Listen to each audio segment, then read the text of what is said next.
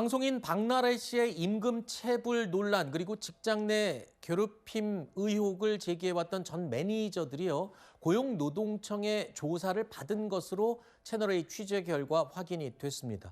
해당 의혹이 불거진 지도 석 달이 넘어가고 있는데요. 이제는 좀 시시비비가 가려질 조짐이 보이는 것 같습니다. 일단 박나래 씨는 지난주에 출석 예정이었는데 일정을 연기를 한 바가 있죠. 그렇습니다. 건강상의 이유를 들어서요. 박나래 씨 한 차례 출석을 연기했습니다. 이제 설 연휴가 끝난 직후에 다시 소환 일정이 잡힐 예정이기 때문에 머지않아 강남경찰서로 직접 나가서 관련된 의혹들에 대한 피고소인 조사, 피의자 신분으로 조사를 마치리라고 보고요. 이미 고용노동청에서 이 직장 내 괴롭힘이나 임금 체불 부분에 대한 조사도 이루어졌기 때문에 머지않은 시간 내에 사실관계에 대한 정리는 이루어지리라고 봅니다. 그건 경찰 조사와는 별개인 거잖아요, 노동청의 조사는. 그렇죠. 별개의 제도입니다. 이 고용노동청에서 사실관계를 일단 확인해 보고 행정지도라든가 별도의 조치가 필요한지를 확인하는 절차이기 때문에 함께 간다고 볼 수 있습니다. 알겠습니다. 자, 이런 가운데요. 박나래 씨가 또 논란에 휩싸인 게 하나가 더 있습니다. 사전에 이미 촬영을 다 마쳐놨기 때문에 방송 중단을 선언했지만 어쩔 수 없이 OTT 프로그램이 공개가 되면서 논란의 도마 위에 오르기도 했었죠. 그런데 이 프로그램이 공개되자마자 해당 프로그램이 고인 모독 논란, 그러니까 돌아가신 분에 대한 모욕 논란에 휩싸였다는 소식입니다. 그러니까 무속인들이 여러 명이 나와서 이 본인들의 능력을 자랑하는 그런 프로그램 내용인데 여기에 이 본인의 맞추는 능력의 소재로 홍제동 참사 때 순직하신 소방관을 소재로 해서 이 사람이 운명이 어떠냐 이거를 맞추는데 소재로 이용이 됐다고요? 지금 논란이 커지고 있습니다. 매우 부적절해 보이는 측면이 있었습니다. 이 해당 프로그램은요, 여러 가지 점성술사라던가 관상가 등이 나와서 이제 운명을 맞추는 그런 것을 서바이벌을 통해서 보여주는 것인데 이번에 나왔던 주제가요, 고인의 사망 원인을 맞추는 그런 서바이벌 게임을 진행을 한 겁니다. 고인의 사진이라던가 생년월일들만을 제시하고 사망 원인을 맞히는 건데 그 가운데 사진과 생년월일로 등장한 분이 홍제동 화재 사건 당시 순직한 김철원 소방교에 대한 모습이 나타난 겁니다. 이와 관련해서 이 점성술사 여기 출연자들이 사망 원인을 화재 현장에 있었던 것 같다, 압사 이런 단어들을 이야기했고 또 출연진들이 이를 놓고 굉장히 놀라워하는 모습이 그대로 잡혔는데요.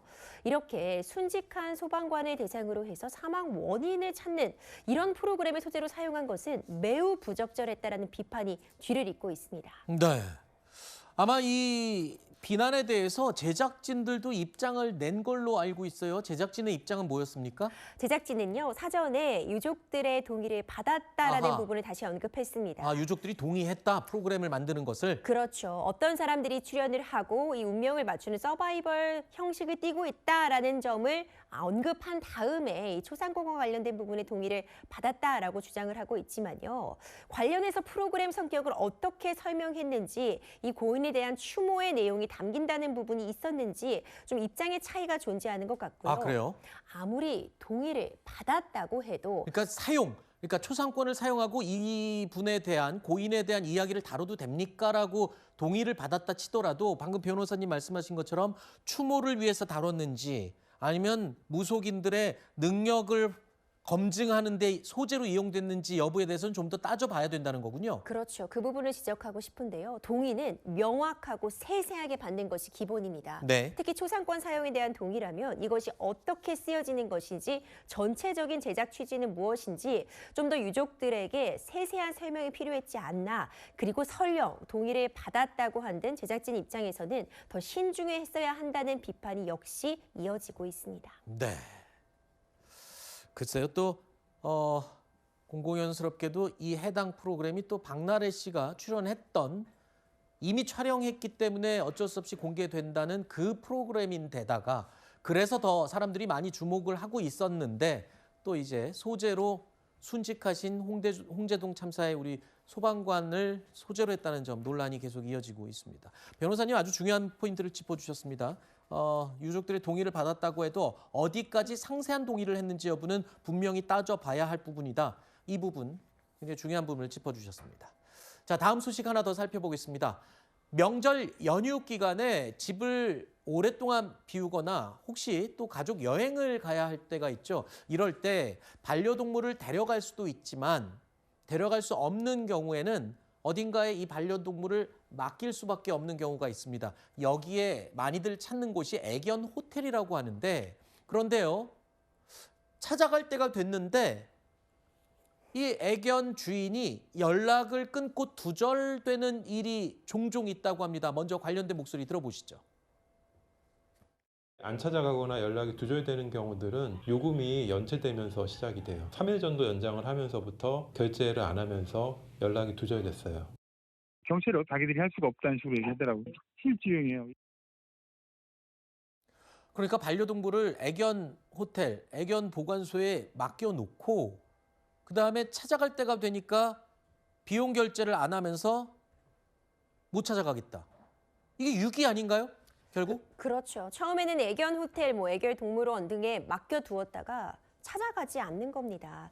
유기라고 볼 수 있을 것 같은데 이전에 이 법률 규정을 보면은요, 이걸 유기로 볼 수 있는지가 명확하지 않았습니다. 유기 아니에요? 실제로 동물병원이나 애견 호텔에 맡겨놨다가 불의의 사고를 당한다든지 아하. 아니면 찾아갈 수 없는 급박한 상황이 있어서 잠시 더 맡겨놨다. 이 정도 수준이라면 유기라고 볼 수는 없겠죠. 네. 일반적인 유기라면 그대로 집 밖으로 내보낸다거나 아니면 멀리 가서 버리고 온다면 유기겠지만 네. 애견 호텔에 맡겨두었는데 장기간 찾아가지 않는 것만으로 유기로 볼 수 없는 것 아니냐. 그래서 처벌되지 못하는 지점이 있었는데요.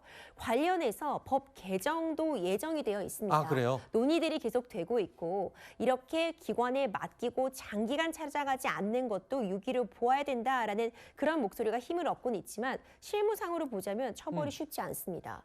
그렇다면 이 애견 호텔 입장에서는 계약서 조항 같은 부분에 약속된 기간이 일주일이 지나도 찾아가지 않으면 소유권을 포기하는 것으로 본다. 이런 조약을 담아두는 것이 현재로선 최선이 아닌가 싶은데. 근데 포기하게 되면 어쩔 수 없이 그 또 애견 센터에서 저 애견 호텔에서 계속 맡아야 되는 거 아니에요. 포기하면. 그러면 그 개는 어떻게 되는 거예요? 결국 보호소 같은 곳으로 아하. 갈 수밖에 없겠죠. 그런데 현 시점에서는 이것을 포기한 것인지 아닌지도 명확하지 않다 보니 네. 이후에 있을 분쟁에 대비해서 애견 호텔이 그 부담을 고스란히 떠안고 있는 겁니다. 여러 가지 대안들이 제시되고 있는데 이런 부분들 때문에 소유자에 대해서 명확히 등록을 하고 반려동물을 키워야 된다 이런 주장 역시도 힘을 싣고 있고요.